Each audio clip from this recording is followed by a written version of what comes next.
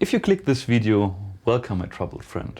You are not alone. And I'm pretty sure that this is not the first video you're watching on procrastination. And it somehow has its own charm to procrastinate with videos about how to stop procrastination. You have a good will after all, don't you?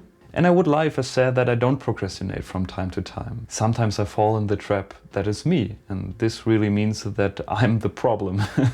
And the hard thing about this is the realization that you never can realize your true potential if you procrastinate. Sometimes we can see what we could become if we act the way life feels right, and yet we actually don't. We can't objectively measure what is right. We can only be open to receive the feeling of what is right. The right action lets you feel strong, lets you feel affirmed in your own being. And sometimes we can see this little wink, that little spark of what we could be.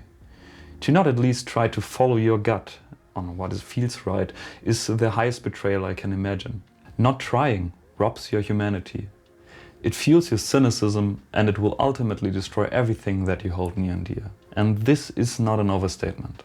The regret you'll experience by never even having started and tried is incalculably more hurtful than every possible failure. And I don't think that this is just an I problem. I think that this is a we problem. I'm pretty confident that your procrastination has, in its essence, nothing to do with your lack of knowledge of how you should have done this thing that you try to avoid so desperately.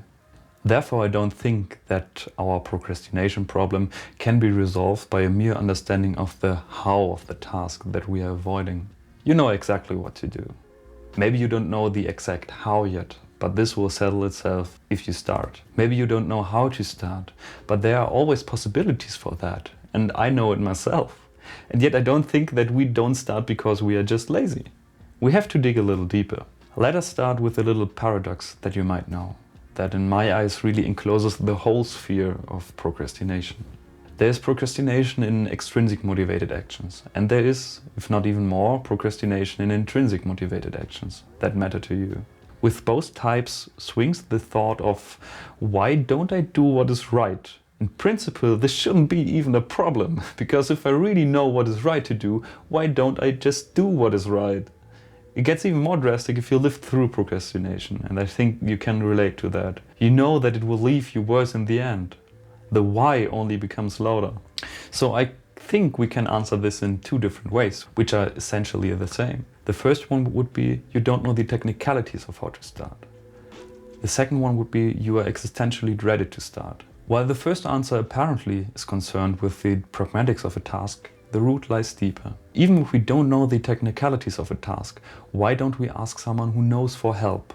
Why don't we research on ourselves on how to do it? We can come up with all kinds of excuses. I've been there and done that, but let's be honest for a moment.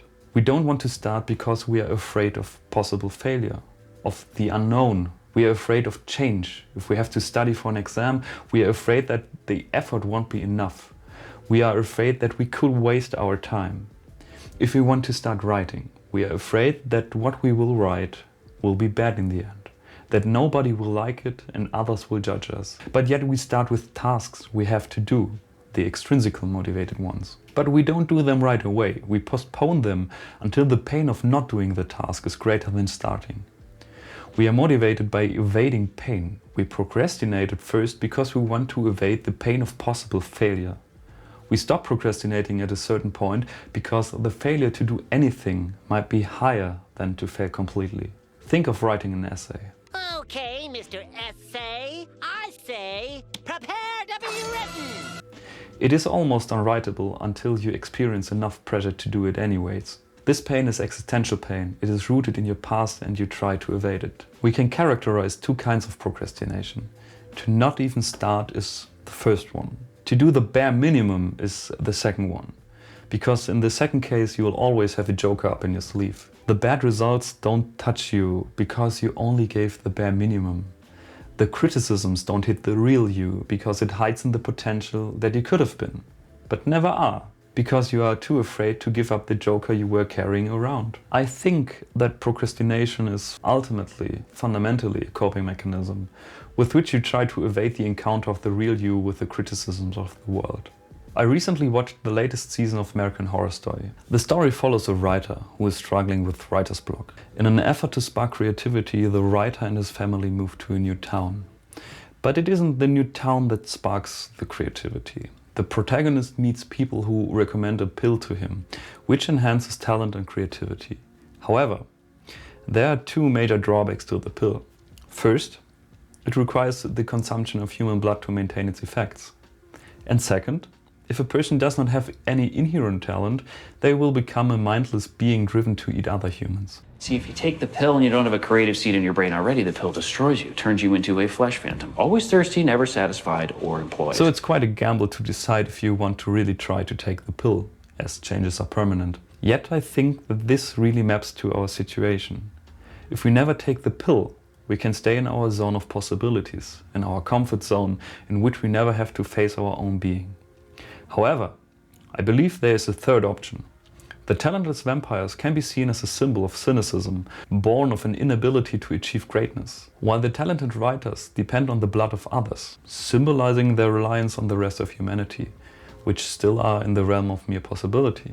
The third option involves trusting that whatever we do is enough in and of itself. Now you got a taste of why I said that I'm sure that you don't procrastinate because you are lazy. You procrastinate as a way of coping with your self-image, as I'm doing.